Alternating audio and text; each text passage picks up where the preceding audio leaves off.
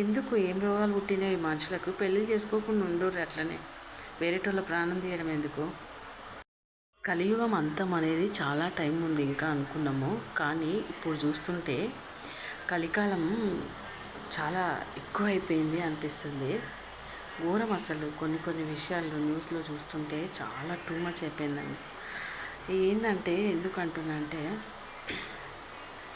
కలియుగం అంతం ఎంత దూరమో లేదు, దగ్గరనే ఉందేమో అన్నట్టు అనిపిస్తుంది. అంత ఘోరమైన విషయాలు న్యూస్లో చూస్తున్నాము.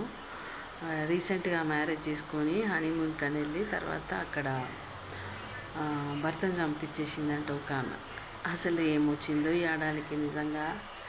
ఘోరం అంటే చాలా. అసలు అది చూస్తుంటే ఎంత కోపం వస్తుందంటే, అసలు ఎందుకు పెళ్ళి చేసుకోవాలి? ఎందుకు అట్లాంటి వాళ్ళు పెళ్ళి చేసుకొని చంపేయడం ఎందుకు? దానికి ఇష్టం లేకపోతే చేసుకోకుండా అట్లనే ఉండాలి.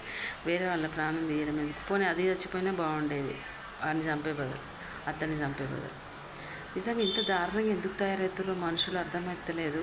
ఎన్ని న్యూస్లు చూస్తూనే ప్రతిరోజు ఇట్లాంటివి వార్తలు.